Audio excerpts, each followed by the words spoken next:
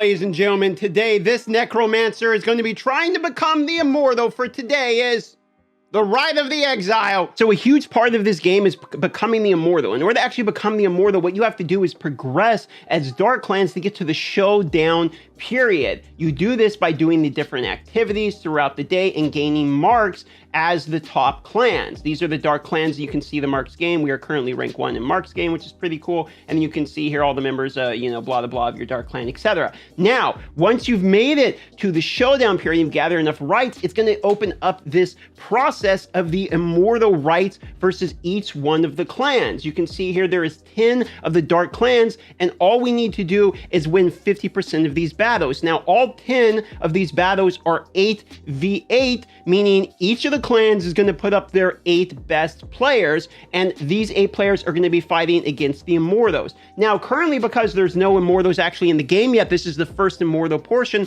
the Immortals are actually NPCs. So I expect pretty much all 8 of, or all 10 of the 8-man crews to win each of these battles. But it's crucially important because at the end, we have to do a battle of a huge brawl between everybody to see who becomes the actual immortal clan. And then that clan gets to decide 2 other of the clans that get to become immortals with them. Now, this battle is going to be really important because this only happens maybe once a month or more. For that reason, I went to live stream this event. So come by right now, twitch.tv/DarthMicrotransaction. This is my live stream page. If you come here, you can come chat with me. I'll answer any questions and we can watch and see exactly what the rights of the immortal will look like by somebody who's actually a clan leader. And hopefully I end up becoming the immortal of the actual server live for you guys. We will find out tonight. This is also crucially important because tonight, if we win the immortal for 4 hours after winning the right, we will have the magic find buff. In the beta, this was 50%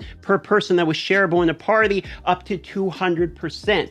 Absolutely insane numbers. This would allow you to get amazing equipment by just farming it for the next 4 hours. We're going to see if this is true, and if this is true and we do become the immortal and we have that 4-hour buff of magic find, it's going to be interesting to see what 4 people in a party with 200% magic find are going to be able to get. So I'm super interested in tonight to see what happens. This is the really cool looking cosmetic that Immortals will receive if we do end up getting the rain. And so I really hope we end up all getting these wings. Look how cool those wings look. And you don't even have to spend $25,000 in order to get these wings. By the way, if you didn't know, I did an interview. My last video, I interviewed JT is All Business, who spent $50,000 on the wings and is climbing to complete and buy max out his character entirely. That was a pretty good interview. If you want to see somebody who's got the Giga Chad wings, I do recommend that on the previous video. Now, I've been having an absolute blast with the Necromancer. Something I want to say is that I've been slowing down a little bit on Paragons. I'm only Paragon 41. My combat rating is 2022. I saw a guy that had like 2,400. So there's people that are going to pass by me and they're going to be doing better on the leaderboard. I think I'm only like rank 3 in PvP right now and like rank 5 or something. Yeah, I'm rank 5 in PvE and I am rank 3 in PvP. So my leaderboard positions are falling a little bit, and I have 2 choices to make here. I can either double down, spend another couple grand, go hard, try to climb the leaderboards. I don't really think that's what I'm going to be doing. I think this is all mostly dick measuring contest, and all the rewards for personalized challenge rift 1 through 10 are literally the exact same. So I'm just going to try to keep within the top 10 necromancers on my server, which seems like it's very doable. And then the battlegrounds, I'm not too worried about as well. Same deal. I'm going to keep top 10. Where I'm more worried about is the party challenge rifts. So I want to just make sure I'm at least strong enough with my party to be able to place somewhere in the top 5 would be excellent as well. That's what I'm worried about now on my Necromancer, and I've been trying to get as strong as I can for this Immortal Rite today. But then once this Immortal Rite is completed and we do actually have the Immortal Cloak and that's done, what I've been doing here is I've been working on, I want to show you this, my free-to-play wizard, okay? This is level 31 wizard, 100% free-to-play. I'm not going to buy anything at all, and I'm not even claiming the stuff on the bottom tier of the Battle Pass. Like if you buy the Battle Pass once for one hero, you actually can claim the Battle Pass on every hero.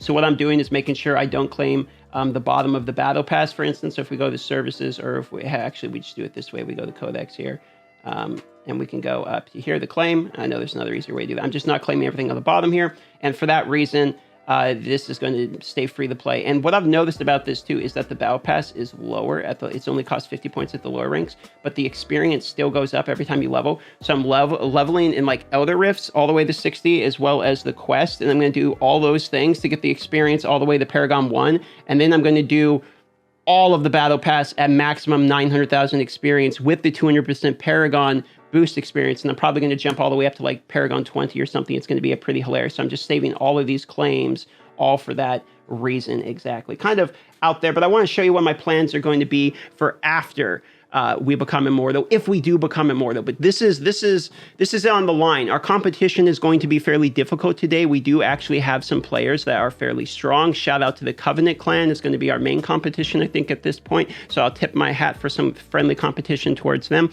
There's some other clans that are participating pretty hard as well. We haven't had any problem in the Shadow War. We've won all of our Shadow War battles without it even being difficult at all, except one of them. They had a lead on us with about 5% in the Shadow War for a little while. And that was a little bit concerning. Now, what is the actual battle going to be when we fight the Immortals? It's the same 1v30 like I've shown prior. And when you're not in a dark clan, you don't actually get to do literally any of these things, which is why I highly recommend one of the first things you're doing if you are thinking about starting the game out or you haven't yet is you need to join a dark clan, become a shadow, go into the shadow lottery, join a dark clan and participate in these because the amount of rewards is actually ridiculous. There's a whole raid that's locked behind being an immortal called Keon's Ordeal, which you literally can't even do unless you try to participate in this type of stuff. So highly recommend it. I know there's going to be a lot of comments saying like, look, only the are going to make it in more than stuff, and that is true. However, I want to make one point, which is the footage that I showed just a second ago, which I will put back on the screen now. This footage here is a battle that somebody literally, like their clan literally didn't even show up. There was 4 players against like 70 players or 80 players or whatever it was. It was not a real match, and I've seen this happening across a lot of servers. So I feel like if you're trying to go for a top 10 clan, that's definitely doable. And there are rewards for participating in those Shadow Wars, even if you don't get first place. And on top of it, as I already showed you in the game, there's 10 different clans participating in this Immortal Rights, and everyone's going to get kind of a shot at it. It is sort of a giant brawl at the end, sort of close to Ancient Arena. So I guess my biggest point here is if you want to be an Immortal, you actually need to join a clan that's showing up to the Shadow Wars because not all of them are even trying. That's about it. I'll go ahead and I'll see you live at twitch.tv/DarthMicrotransaction for the Rite of the Immortal. Wish me luck. It'll be fun. We'll see what ends up happening. Shout out to Rick for sending me the cosplay that we had in the intro. Love y'all, and I'll see y'all in the next video.